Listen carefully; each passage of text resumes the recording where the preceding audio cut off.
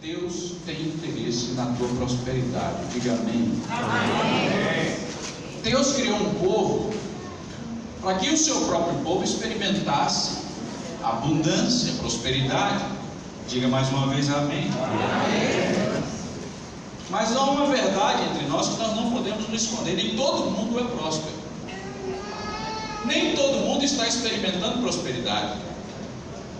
E muitos dentro do seio da igreja não só não têm experimentado prosperidade, têm experimentado o contrário. Têm experimentado a chamada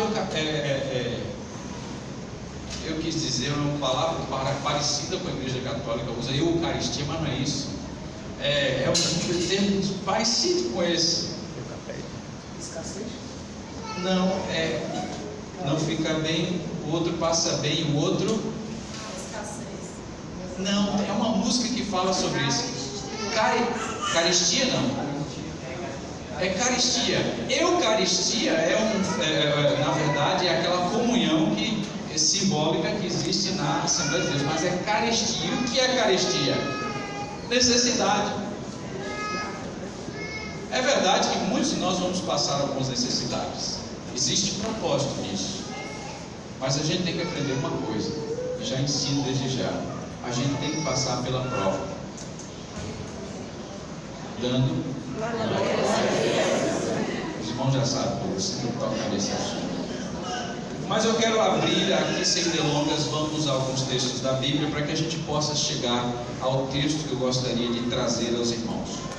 Provérbios capítulo 11, versículo 24, outra palavra de Salomão, anterior ao livro de Eclesiastes. Provérbios 11, e versículo de número 24, traz uma palavra que vai nos alertar. Diz assim o texto: alguns há que espalham, e ainda se lhes o que? Acrescenta mais, e outros que retêm mais do que é justo, mas é para a sua. Aqui, essa linguagem que Salomão está colocando para nós compreender, quando ele fala alguns espalham, ele está dizendo no sentido de distribuir a sua própria renda. Ou seja, eles ainda podem gastar no sentido de investir mais, e ele ainda terá tanto outro acrescentado, não vai ter perda. Por quê? Porque aqui existe um certo propósito. E aqueles que retêm mais do que é justo, e aquilo que se retém não é para o seu benefício, é para a sua perda. Como é que isso pode ocorrer? Tem muitas coisas ligadas a isso. Vamos a 1 Samuel, capítulo de número 2, e versículo de número 7. Já posso citar para os irmãos o que está escrito dele: o Senhor empobrece e o Senhor enriquece, o Senhor abaixa e também o Senhor exalta. Observe que o poder de enriquecer, tanto quanto o poder de empobrecer, vem do Senhor. A Bíblia diz que Deus faz tanto o rico quanto o pobre. Mas tem gente que não gosta de ouvir, não quer ser pobre, não. É um bom desejo não querer ser pobre, mas aí a gente precisa saber como é que a gente vai investir para que a gente não sejamos pobres. Porque às vezes não é pelo que quer, às vezes pela falta de conhecimento, que a gente não consegue alcançar todo o bem, toda a plenitude de que Deus quer compartilhar conosco. Vou adiantar porque esse texto é longo. Abra 2 Coríntios capítulo 9, versículo de número 8. 2 Coríntios 9, versículo 8. Diz assim: conforme está escrito, espalhou, deu aos pobres, a sua justiça permanece para sempre. Agora aqui tem uma ligação imediata a esse texto, que tem a ver com a sua riqueza quando você olha para o pobre. Quando ele diz espalhou, deu ao pobre, tem algumas traduções que diz assim: distribuiu, deu ao pobre, e a sua justiça permanece para sempre. O que Deus está querendo dizer com isso? pobre está do teu lado para que você saiba também ter compaixão, ter misericórdia e saber investir na compaixão para poder alcançar a pobreza daquela pessoa, e Deus está te trazendo benefício com isso. Alguém diz glória a Deus? Glória a Deus. Veja só, mais uma vez, conforme está escrito, espalhou, deu aos pobres, a sua o quê? Justiça permanece para sempre. Veja só o que diz a Bíblia em João capítulo 10 e versículo de número 10. Muitas pessoas conhecem esse verso até de cor. João 10, 10. O que está escrito aí? Vamos lá. João 10, 10. O ladrão vem senão a roubar, a matar e a destruir. Eu vim para que tenham vida e a tenham com abundância. Veja aqui que o detalhe é que vida eterna é diferente de vida em abundância. A vida eterna já tem uma promessa da parte de Deus. E a vida eterna diz respeito à nossa vida além do túmulo. Uma vida na presença do Senhor póstuma. Mas vida em abundância que Deus quer é aqui. Mas só Jesus, Ele tem esse segredo para as pessoas que assim querem aprender disso e viver naquilo que Deus tem como propósito. Evidentemente que tem tudo a ver com obediência à palavra. Evidentemente que tem a ver com solidariedade. Evidentemente que tem a ver com essa graça de fazer justiça ao pobre, e Deus começará a olhar para você. Se você pensa que você trabalha só para o seu métier, para a sua vida, para o seu próprio umbigo, a sua barriga, está muito enganado. Riqueza foi projetada para ser compartilhada. Amém? Amém. Eu sei que às vezes quando a palavra começa a trabalhar, algumas pessoas começam a sentir algumas dores. Eu vou dizer que essa palavra de hoje, ela não toca no teu coração não, ela toca no teu bolso. E quando se toca no bolso, algumas pessoas falam, ai Jesus, começa a doer. Mas não se preocupe, eu falei logo antes que eu não tenho nenhum vínculo com nada, eu estou ensinando a palavra verdadeira do Senhor. Mas nós vamos chegar lá, vamos caminhando devagarinho, não tenha pressa não. Provérbios capítulo 3 e versículo 13 diz assim: bem-aventurado o homem que acha sabedoria e o homem que adquire conhecimento. Bem-aventurado significa feliz, mais do que feliz. A verdadeira prosperidade começa a partir do momento que você abre o teu coração para a sabedoria e para o conhecimento. Diga glória a Deus. Se há um projeto que eu gosto de trabalhar e que Deus colocou na minha vida desde menino, foi um projeto de combater a pobreza. E isso vem me incomodando anos e muitos anos. Meu coração tem sido tocado diversas vezes na minha vida, ao ponto de Deus me escolher e me preparar anos e anos para ir para um outro país para desenvolver um projeto que só Ele colocou no meu coração. E desenvolveu isso de uma forma assim categórica. Eu não tenho escolha. Eu já vi como a mão de Deus pesa quando a gente não está fazendo o que deve fazer. Por essa razão eu estou nesse caminho, nesse propósito de ajudar a combater a pobreza, e esse é a minha fachada, a minha frente da uma ONG que prega o Evangelho, mas para a sociedade é combate à pobreza. Para combater a pobreza, eu fiz um estudo sociológico, e o estudo declara que o que se combate efetivamente e eficazmente a pobreza chama-se educação. Se você não quer ser pobre, eduque-se. Se você não quer passar, em outras palavras, perrengue na vida, volte para a escola. Por que parou de estudar? ou se está debaixo de uma desculpa, dizendo: eu não tive a oportunidade, eu não aprendi a ler. Com essa palavra eu lhe diria, depois disso, volte a estudar. E o que eu estou falando é tão sério quanto a palavra do Senhor. Porque acabamos de ler: bem-aventurado é o homem que acha sabedoria e o homem que adquire o conhecimento. Deus já mandou para você uma espécie de revelação para você qual é o caminho. Você não vai chegar a ser doutor se você apenas disser que você vai ser doutor. Você tem que fazer valer o seu doutorado. E só depois que você tem essa placazinha na frente do seu nome é que você vai ganhar relativamente muito bem, até você ter um descanso pleno, mas bem melhor do que muito antes. Deixa eu falar agora, versículo de número 33 de Provérbios 3, já que estamos em Provérbios 3.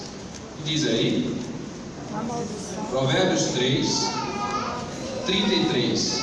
A maldição do Senhor habita na casa do ímpio, mas a habitação dos justos Ele abençoará. Aí você pergunta: a sua casa é de ímpio ou é de justo? Qual é a diferença entre um e o outro? Aí você pergunta: sua casa está abençoada? Ou ela está debaixo de maldição? Sabe qual é a diferença do ímpio para o justo? Abra aí Salmo de número 50 e Salmo 50. Você vai conhecer quem é o ímpio.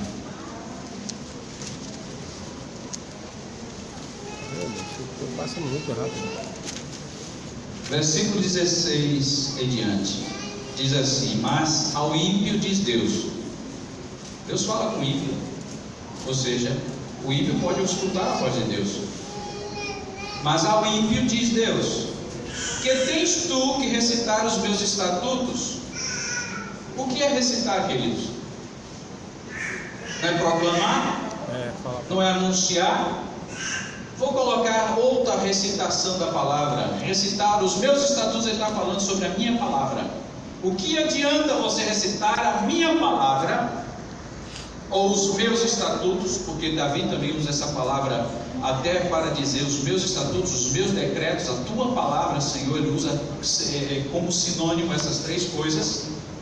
E diz aí o detalhe: olha só: e que tomar o meu conserto na tua boca, pois aborreces a correção e lanças as minhas palavras para detrás de ti. O que é que Deus está dizendo aqui? O que é que adianta você falar, criar poesia, decifrar, recitar poemas espirituais, ter em memória coreografia? Iríamos ter ontem aqui o que é que a gente chama jogral, por exemplo. Isso é recitar. Faz parte de louvores, faz parte de culto ao Senhor. E Deus está dizendo que adianta você ter esse culto quando você aborrece a palavra, ou seja, o sentido dela. Então Deus está começando a revelar quem é o ímpio. Observe o detalhe. Veja no verso 17: pois aborrece a correção e lanças as minhas palavras para onde? Quando você aprende a palavra de Deus, para onde a palavra de Deus deve ir? Para onde? O que é que diz Davi? Guardei a tua palavra no meu, para não contra ti. O ímpio não. O ímpio ouve, sai por aqui. Mas ele ouve. E outra coisa, ele pode ouvir tão bem que ele pode recitar depois. Ele pode simplesmente ser um engano. O ímpio está no meio. O ímpio não está lá fora. É uma falácia dentro da igreja dizer que o ímpio lá fora. O ímpio não está lá fora, o ímpio está dentro da igreja. O ímpio é aquele que diz, mas não faz. Aquele que tem a dicotomia da palavra. Nem todo aquele que me diz Senhor, Senhor entrará no reino dos céus, mas aquele que faz a vontade de meu Pai. Essa é a diferença. Aleluia. Quem não faz a palavra diz que faz. E Deus está falando para essas pessoas como ímpios. É aqui que está escrito o texto. Agora olha só como Deus vai mergulhar mais fundo. Quando vês o ladrão, consentes com ele e tens a tua parte com adúlteros. se a gente for investigar quantas pessoas têm consentido em coisas que ladrão faz, ladrão rouba. Vou colocar mais ou menos aqui, só para dar uma pincelada assim, ainda estou na introdução. Por exemplo, quando se fala em projetos políticos, e nós somos ligados à liderança da igreja. E na liderança da igreja, sigamos que alguém um político vem e conversa, pastor Mário, eu sei que sou homem, é um homem, está na direção da igreja, do trabalho aí, tem umas ovelhas abençoadas aí. Eu queria ver se a gente podia ajudar no propósito, no trabalho do senhor. O senhor precisar talvez de alguma coisa, a gente está aqui para lhe ajudar. Aí o político vem e faz uma proposta para o pastor. Só que essa proposta vai tirar dinheiro do erário, vai tirar dinheiro do Estado, para alocar indevidamente para algum projeto que vai lançar no nome dele, projetar ele, porque ele quer votos. É verdade. E sabe o que é isso? Vender a lã da ovelha, vender a carne da ovelha, vender o leite da ovelha, o queijo da ovelha, botar no mercado. E o nome disso é consentir com os ladrões. Você entende agora o que significa impiedade? Eu estou falando, a palavra de Deus, ela é inegável. Quem não se mete nesse tipo de situação acaba sendo visado, porque vira uma máfia. Dentro do Brasil, então, misericórdia. Mas há aqueles que ainda podem levantar-se incontaminado, e a sua vida já é glória para o nome do Senhor. A este Deus chama de justo. E é por isso que a palavra do justo e a oração do justo podem muito em seus efeitos. Porque o homem ou é fiel ou ele é ímpio. Não tem meio termo. Deus está dizendo: olha só, soltas a tua boca para o mal e a tua língua compõe engano.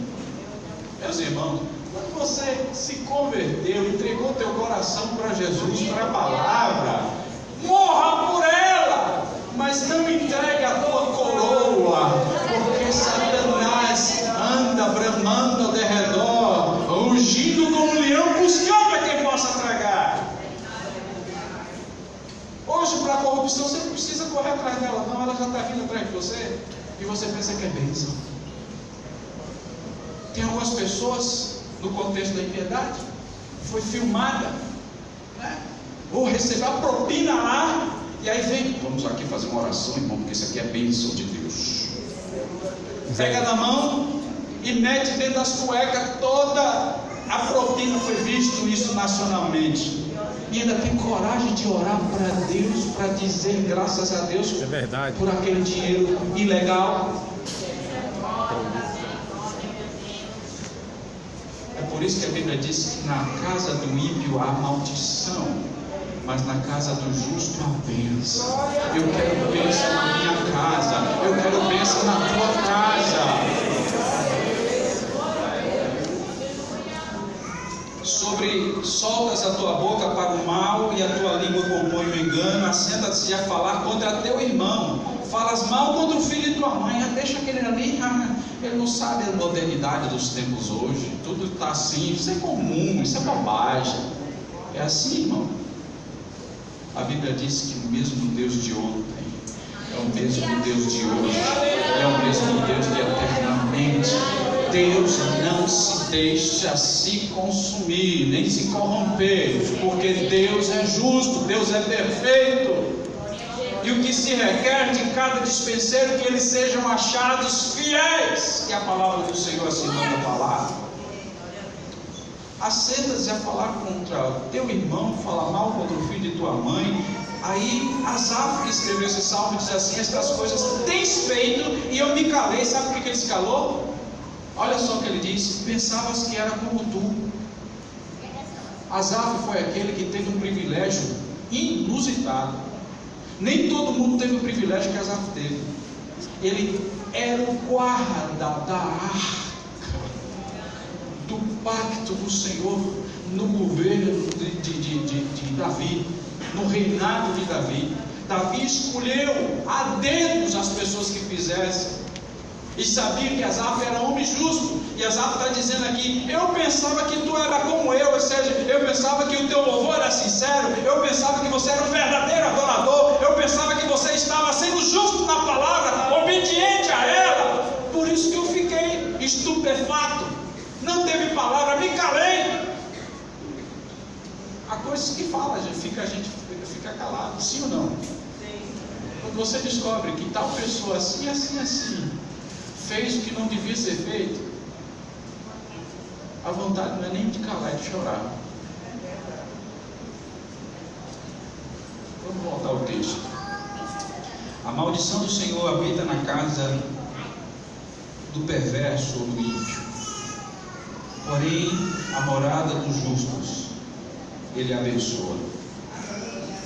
Irmãos, existem 3 formas de que Deus coloca provisão na sua própria casa e no seu próprio reino. O reino de Deus, como qualquer outro reino, precisa de materialidade, precisa de subsídios. E o próprio Deus instituiu tanto ofertas como dízimos. Quando se faz um, não se isenta o outro. Porque tem gente que vem e diz assim: ah, eu já dei minha oferta. Não, meus irmãos.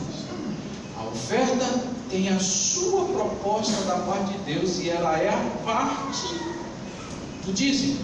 E tem o dízimo. E a gente às vezes não ensina, de acordo com a própria Escritura, que tem o dízimo do dízimo, e também tem o dízimo que é tirado a cada 3 anos. Fora isso, tem a primícias, que é outra parte também, e a gente às vezes fica confundido, pensando: poxa, mas será possível que não fica nada? É um pedido.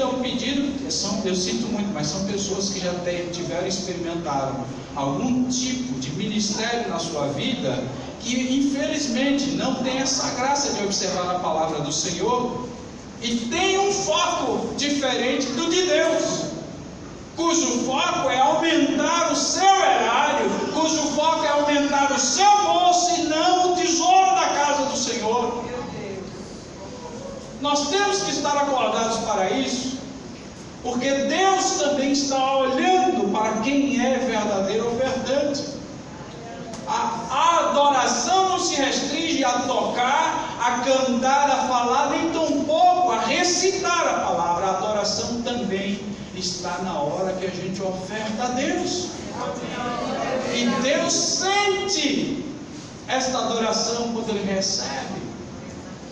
O detalhe é: a tua adoração está sendo voltada para Ele mesmo? Louvado seja Deus. Vamos descobrir algumas coisas. Por exemplo, existem esmolas que é uma oferta pequena, mas Deus vê. Por exemplo, a viúva, Jesus estava à beira do que a gente chama de gasofilácio, e quando ela trouxe apenas 2, como se fossem centavos, que não tem mais valor, Jesus, olhando para a atitude dela, disse: verdade, verdade vos digo que ela ofertou mais do que todos aqueles ricos, porque ela ofertou de tudo que ela tinha, enquanto outros ofertaram do resto que sobrou. Deus vê qualidade na oferta. Deus não estava interessado na quantidade, Deus está interessado na qualidade. A ótica e o objetivo do Senhor é diferente, e nós precisamos entender essa verdade. Atos capítulo 10, versículo de 1 a 4, veja só. Atos 10, versículos de 1 a 4. Alguns apenas, como eu falei, introdutório. Atos 10, de 1 a 4, diz assim: e havia em Cesareia um varão por nome Cornélio, centurião da corte, chamada italiana, piedoso e com toda a sua casa, o qual fazia muitas esmolas ao povo, e de contínuo fazia o quê? Orava a Deus. Para todos os efeitos, que olha, isso aqui crente, sim ou não? Ora a Deus, ainda dá esmola, ajuda o povo, mas faltava uma coisa. O que faltava nele? Salvação. Ele já tinha tudo perfeito, mas Deus deu providência na vida dele, porque Deus viu a oferta dele. Olha só, este quase a hora nona do dia viu claramente numa visão um anjo de Deus. Peraí, o homem é tão abençoado que está tendo televisão espiritual, irmão. Entenda isso. Enquanto só um desobedece, outros estão se esforçando para temer a Deus e obedecer. E por isso que Deus imparte dons espirituais. Ele teve a visão. Escute. Este, sim, que se dirigia para ele e dizia: Cornélio. Este, fixando os olhos nele, muito atemorizado, disse: Que é, Senhor? E o anjo lhe disse: As tuas orações e as tuas esmolas têm subido para a memória diante de Deus. Era assim mesmo. Para ir mais adiante nessa história, eu só quero dizer uma coisa, porque não dá tempo para fazer, eu não vou pregar em cima dessa história.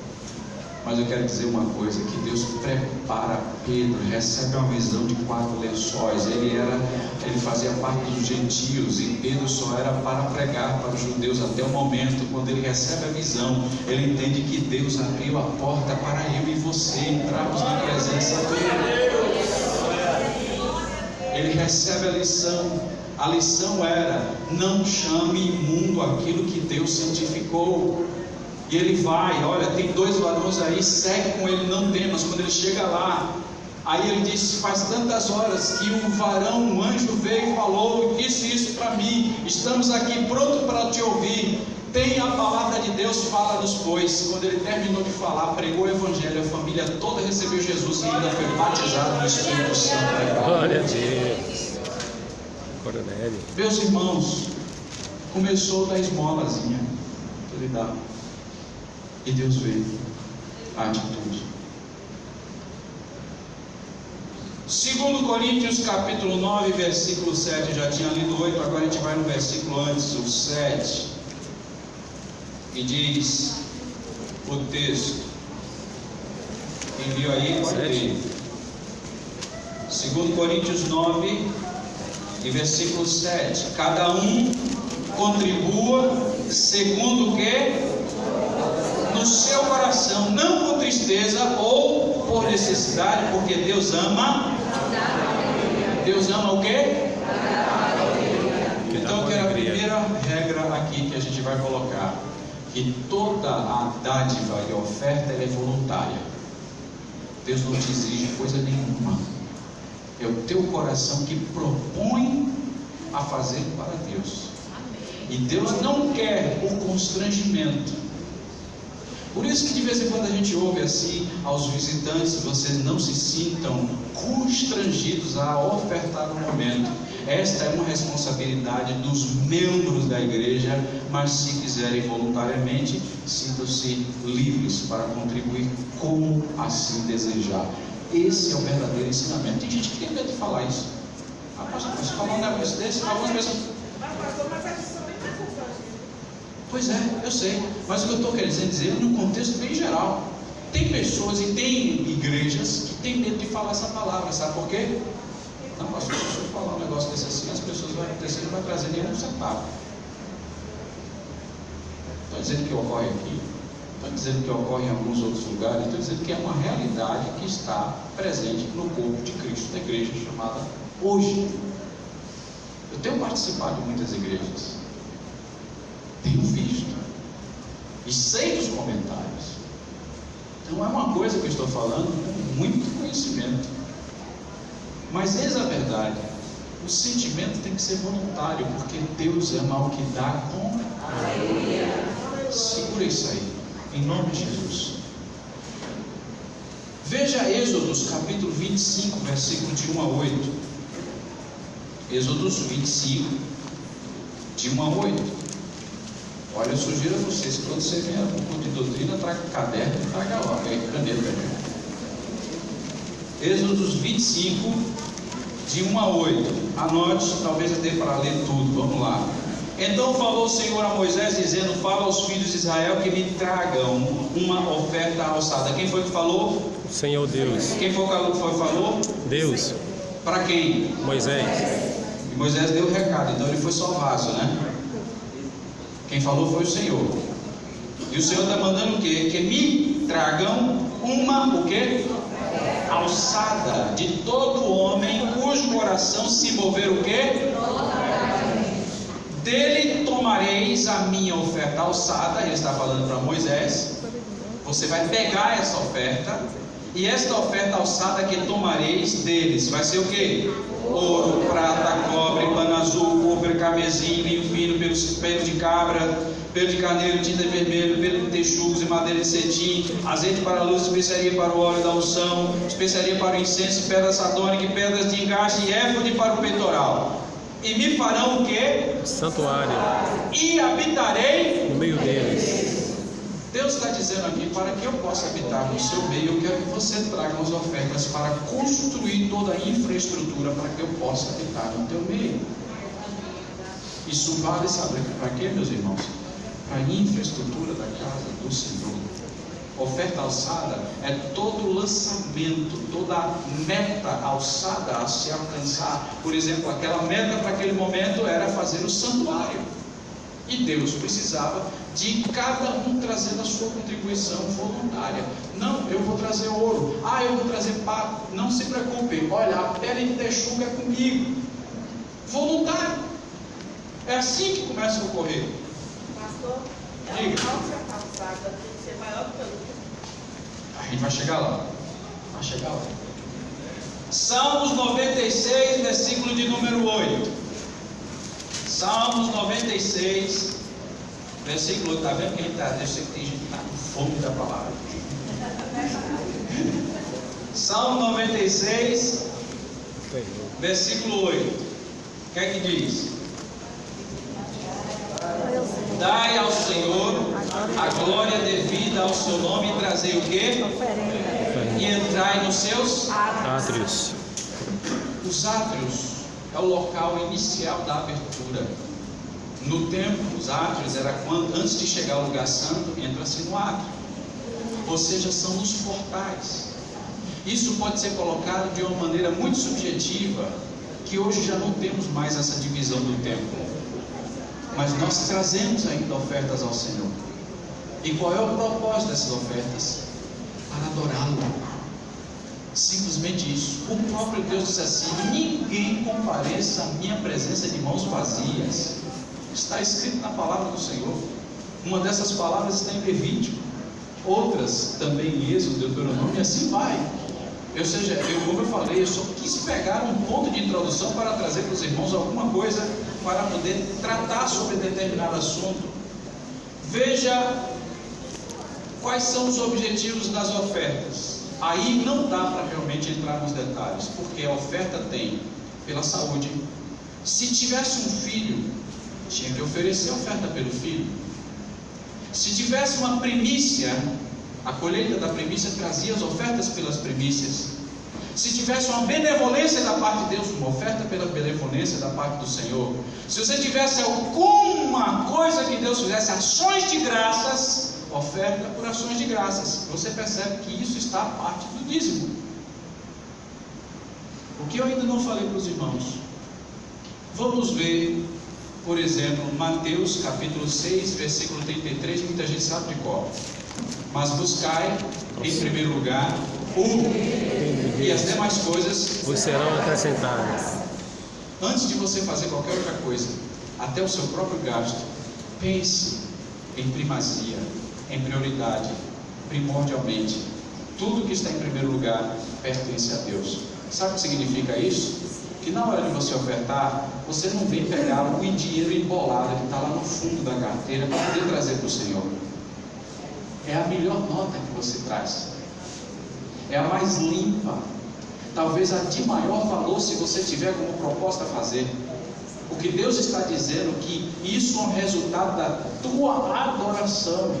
Quando você faz isso, mais uma vez eu quero dizer, não tenho aqui nada atrelado. Mesmo porque pastor da Assembleia de Deus, aqui a gente tem salário, a gente não tem percentual a receber. Amém, meus irmãos? Por isso que eu não tenho nada seguro para poder falar o que estou falando. Eu estou ensinando o que a palavra de Deus ensina. Joel capítulo 2, versículo 12 a 14, e essa linha das ofertas, depois eu passo para o dízimo. Joel 2, 12 a 14. E diz a palavra do Senhor em Joel capítulo 2, versículo 12 a 14. Depois de Daniel. 12 a 14. Ainda agora. Dia de trevas e de tristeza. 12 a 14. É isso mesmo? 12 a 14. Ainda assim, agora mesmo diz o Senhor: convertei-vos a mim de todo o vosso coração, e isso com jejuns, com choro e com pranto, e rasgai o vosso coração e não as vossas vestes, e convertei-vos ao Senhor vosso Deus, porque Ele é misericordioso e compassivo, e tardio em irar-se, e grande em beneficência, e se arrepende do mal.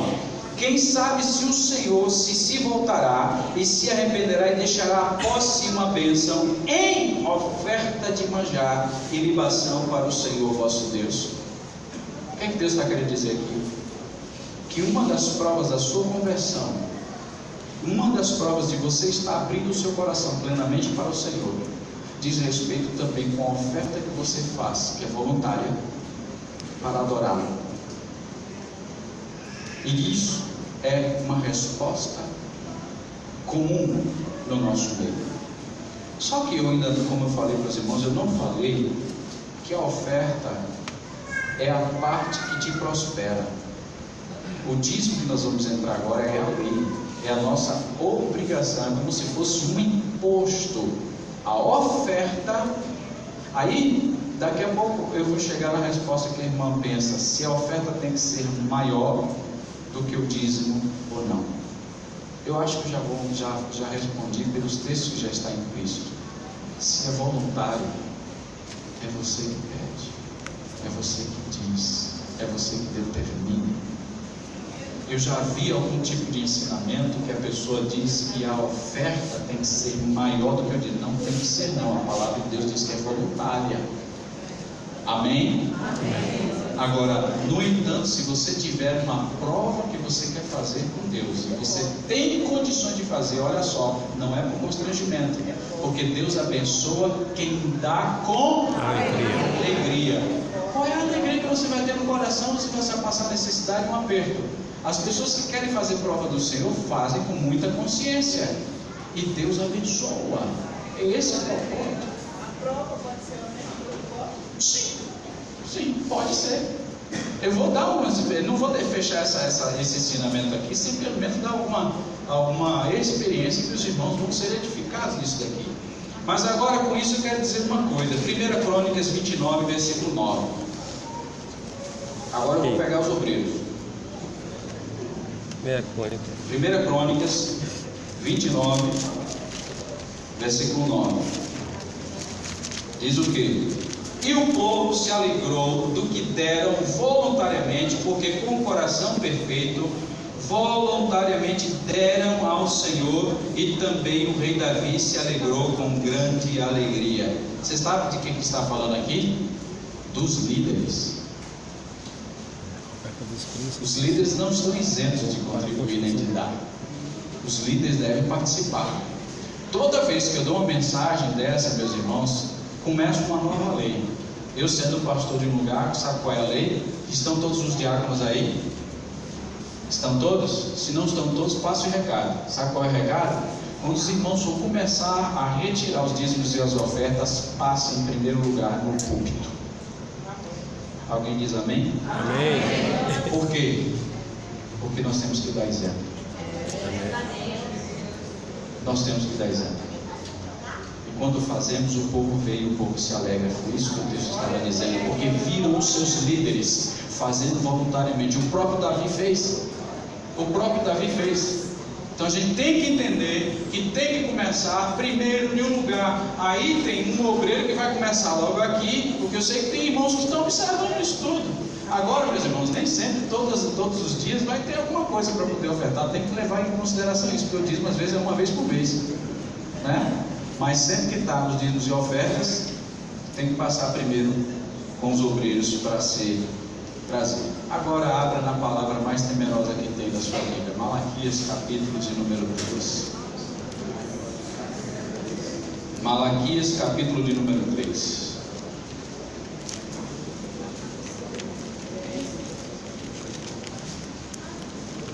Antes de Mateus, e diz assim um texto da palavra do Senhor a partir do versículo de número 6, Malaquias 3.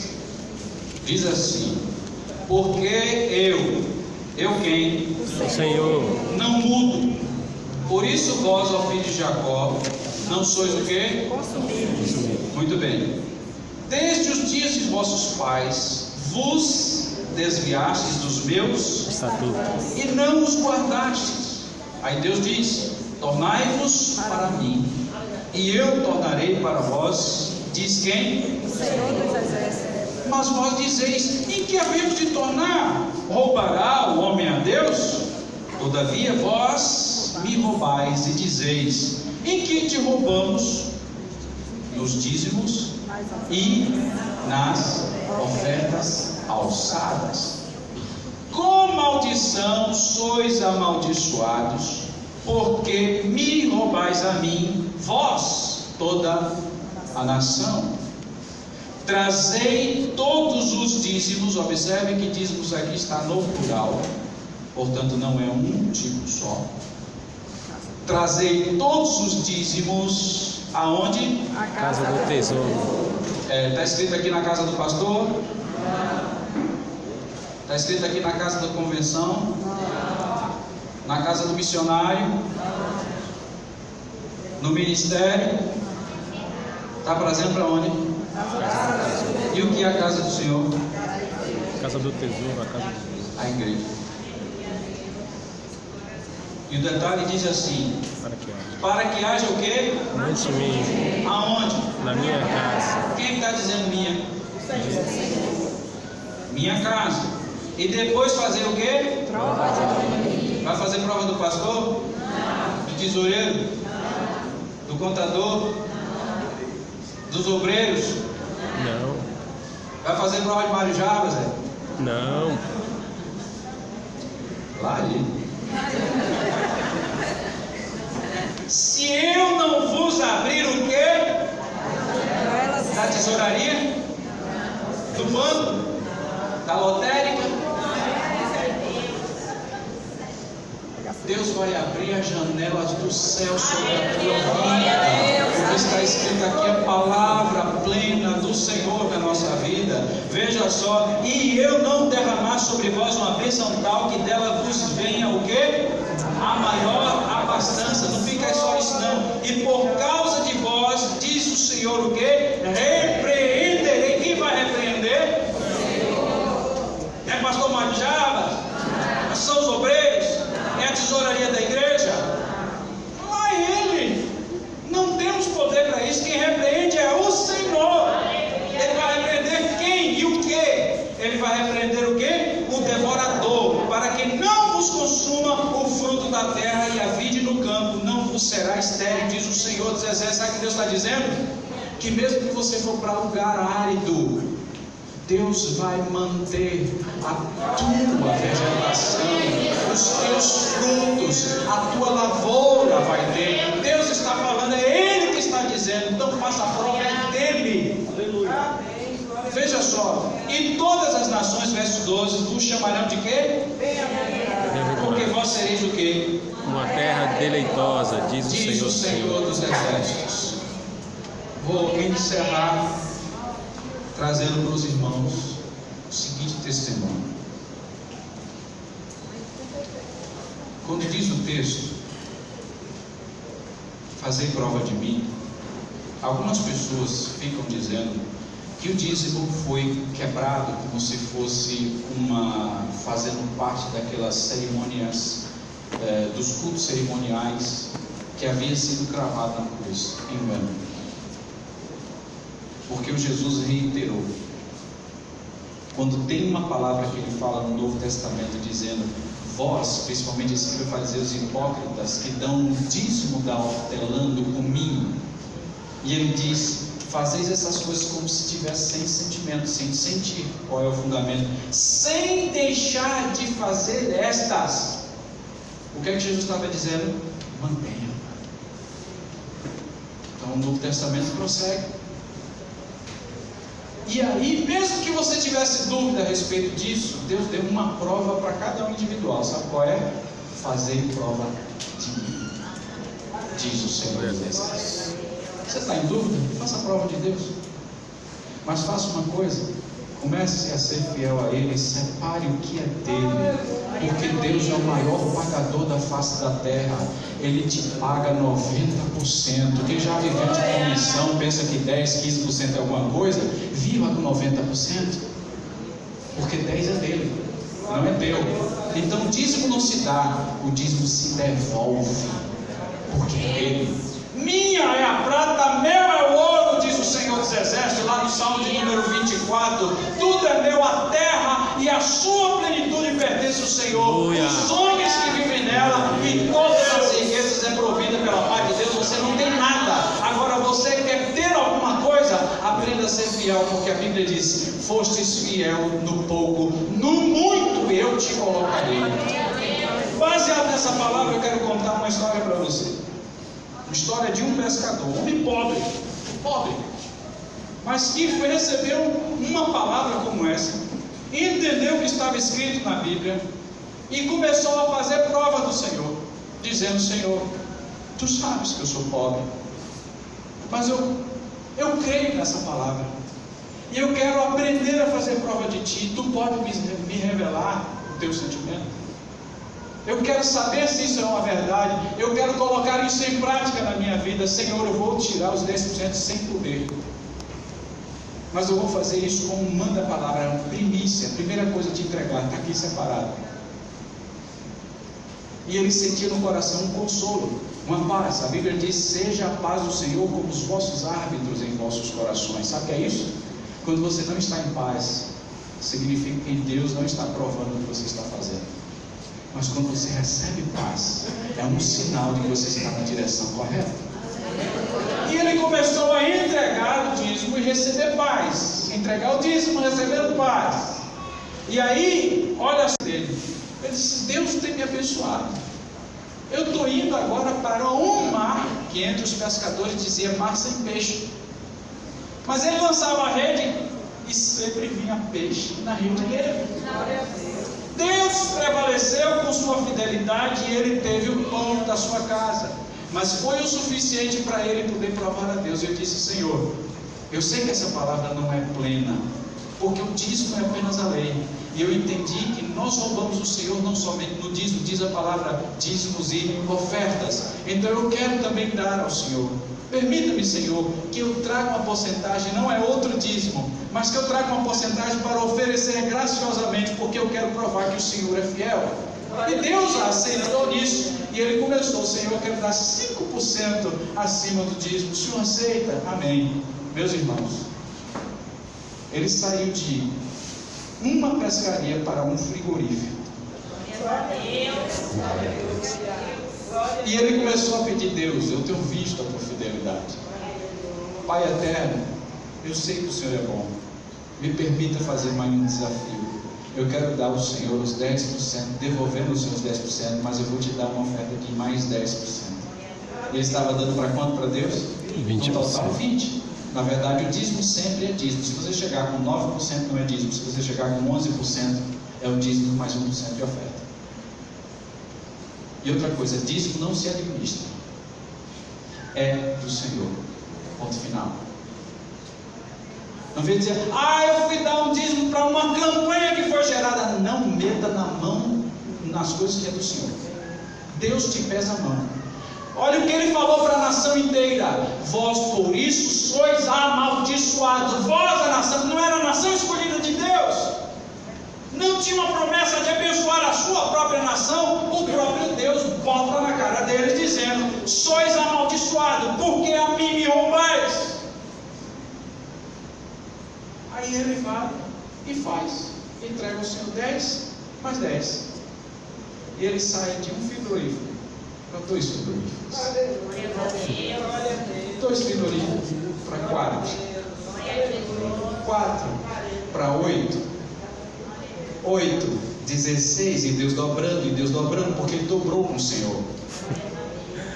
E ele se tornou a maior cadeia de frigoríficos nos Estados Unidos da América, porque ele foi fiel ao Senhor. Ele chegou o momento: Senhor, já não quero mais devolver ao Senhor 20%, Pai. O meu coração me diz que eu tenho que aumentar para 30%, e foi expandindo. Chegou um momento que ele disse: Senhor, eu estou muito bem, eu estou abastado, eu estou rico, eu tenho dinheiro guardado, eu tenho terrenos, eu tenho diversas propriedades. Eu vou te dar agora 50%, negócio fechado, meio a meio, metade é meu, metade é tua. Olha, a família toda rica. Aí ele cresceu com intimidade com Deus, ao ponto de Deus falar com ele em sonhos, porque ele já estava poderoso, cheio de propriedades. E chega ali um instante, ele sente que o Espírito de Deus, em um sonho, dá para ele: meu filho, vai e vende tudo quanto tu tem, e espera em mim, tem confiado em mim. Senhor, está de Deus não, meu pai. Peraí, Jesus, esse negócio não é do Senhor não, Senhor. Oh, hello! O telefone dessa linha tá errado. O senhor chamou a linha errada. Quando ele levantou com aquele pressentimento que ou ele obedece, ou ele desobedece. E ele sabia que ele ia ter alguma consequência com isso, mas o Espírito incomodou. Ele chegou e compartilhou o sonho com a esposa. E a esposa disse para ele: filho, eu sinto no meu coração que isso é de Deus. Haja como você tem agido, sempre fiel ao Senhor. O Senhor é fiel, Ele te disse, então obedeça. Aí ele saiu. No sonho ele tinha um pressentimento. E qual era o pressentimento? Eu digo: Deus vai me fazer uma revelação posterior, depois que eu fizer esta benevolência de vender tudo. Aí ele foi. No outro dia, vendeu tudo, meus irmãos, em propriedade, estava umas milhares e milhares, eram milhões mesmo já de dólares. Aí ele vem para casa, o dinheiro estava guardado no banco, aquele sentimento e aquela paz de que fez a coisa certa, mas incomodado. Por que Deus fez isso comigo? Qual é o propósito disso tudo? E ele diz assim consigo mesmo: meu Senhor, agora fiz tudo. O que o Senhor quer que eu faça com isso? Fala para mim. E antes de dormir, ele faz essa oração. E ele dorme. E o Espírito de Deus visita no sonho a ele, dizendo: meu filho, quando tu levantar, pega o teu carro, segue pela estrada que eu vou te dizer, dobre à esquerda, pegue a interestadual e dirija tantos quilômetros. Tu vai parar no deserto. Chegar no deserto, olhe para aquele deserto que está à tua direita. É único. Há um deserto grande, uma clareira enorme, inconfundível. Quando chegar naquele deserto, eu quero que tu vá lá e compre aquelas terras. Ele levantou no outro dia pela manhã. Imagina o que ele fez. Obedeceu à voz do Espírito de Deus. Ele pegou pela estrada, como no sonho, seguiu, pegou a interestadual, dirigiu tantos quilômetros e foi para um deserto. Quando ele chega e para no deserto, inconfundivelmente, uma clareira enorme, ele vê uma placa de uma imobiliária: vende-se. Ele diz: é aqui, Deus mandou. Ele pega o telefone, por ter sido uma pessoa próspera e dava dinheiro para missões e para ONGs, ajudava muito, ele se tornou uma pessoa muito conhecida, muito pública. Quando ele pegou o telefone, que falou com o corretor do outro lado, o corretor reconheceu ele: fulano de tal, é o senhor. Aí ele lá do outro lado pensando: vou fazer o maior negócio da minha vida. O senhor fulano de tal vem me visitar, daqui a pouco vamos preparar o cafezinho, vamos preparar o suquinho. Ele veio para cá. Ele foi no endereço, bateu lá. Ele chega para o cidadão: o senhor está aqui? Que posso lhe atender, por favor? Você está aqui? Tem uma sala de reuniões aqui, vamos para lá. Cafezinho? Não quero nada. Suquinho? Nada. Pois não. O que é que eu posso lhe ajudar? Ele disse: eu quero comprar aquelas terras que estão no deserto, assim. Passei lá, o homem começou a ficar branco. Ele disse: por quê? Por que o senhor está agindo assim? Meu amigo, preciso ser sério. A sua reputação é de um homem que todo mundo conhece, que o senhor é um homem de Deus. O senhor faz muita caridade, o senhor ajuda os projetos, o senhor faz um trabalho excelente. Olha, eu não devia estar falando negócio, porque realmente eu estou interessado em ganhar seu dinheiro. Mas me faça um favor, não compre aquele deserto não. Como assim? Porque aqui não dá nada, eu estou encalhado com aquele negócio há anos, aquilo ali eu já vai estar desistindo já de vender. Não compre aquilo ali não, porque você vai perder todo o seu dinheiro na sua vida, o investimento vai por água abaixo, aquilo não presta, não meta a tua mão naquele negócio, e por favor, para eu não ser tentado, saia da minha vista. Não posso fazer negócio de outra forma não, para o senhor. Tem outro terreno, um prédio? Não, mas eu vou consultar com Deus. E ele foi embora. Chegou em casa e falou para a esposa: esse meu filho, olha, orou, e de noite Deus dá o mesmo sonho. Pega a estrada, vai para aquele caminho, dirija tantos quilômetros, pare no deserto e oferte naquele deserto todo o dinheiro que você colocou. Aí ele já sabia. Ele disse: não vou pro deserto mais não, porque eu já sei onde é que Deus quer. Deus falou, eu vou confirmar, então eu vou para lá. E ele foi parar aonde? No gabinete do imobiliário. Chegou lá, o homem ficou branco: o senhor aqui de novo, né? Já sei, o senhor não gostou muito da minha conversa não, né? Eu não estou aqui para muita conversa não. Faça favor, faça a escritura, bote no meu nome. Meu Deus mandou eu comprar e eu sou obediente ao meu Deus, eu vou comprar.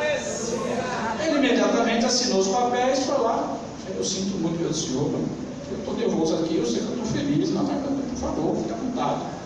Ele pegou o documento, enrolou o papel e foi para o deserto.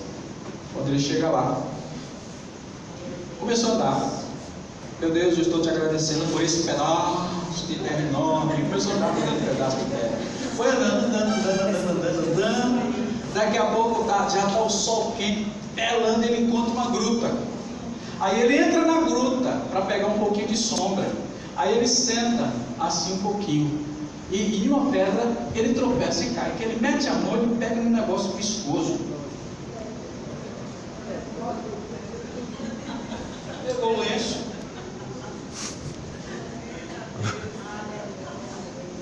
Meteu no bolso. Aleluia. Limpou a mão e saiu. Quando ele está perto de casa, ele encontra um amigo que ele é bioquímico. E o laboratório dele ficava ali. Eu vou ver fulano de tal. Quando chega fulano de tal, diz: ô meu amigo, como é que vai você? Tudo bem? E os negócios? Rapaz, está tudo na mão de Deus. Ele não disse o que ele fez. Faz um favor para mim. Estou fazendo um projeto aqui, descobri um negócio aqui fantástico. Olha aqui o que tem nesse lenço aqui. Aí o amigo: já sei, para você é incrível. Pode botar aqui um microscópio super.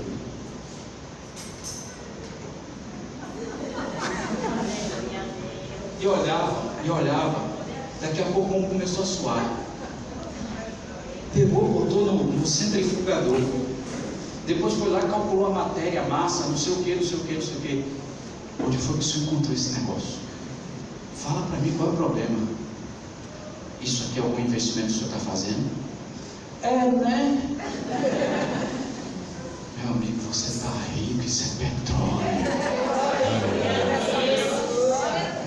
Glória a Deus. A fidelidade de Deus é imbatível. Mas eu vou te falar uma coisa: você conhece essa empresa, sabia? Porque ele ficou tão fiel a Deus na seus 50%, que ela não é uma empresa só internacional dos Estados Unidos, ela é multinacional. Aqui em Salvador tem vários deles, desse posto de gasolina, porque ele começou como um pescador e ele resolveu botar a marca de onde ele veio da pobreza, a concha do mar que ele tinha ali, posto Shell. Glória a Deus. Glória a Deus.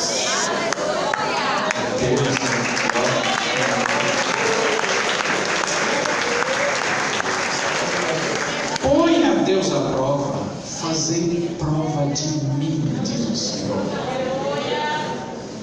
Existe uma forma melhor da gente poder experimentar Deus do que simplesmente na hora?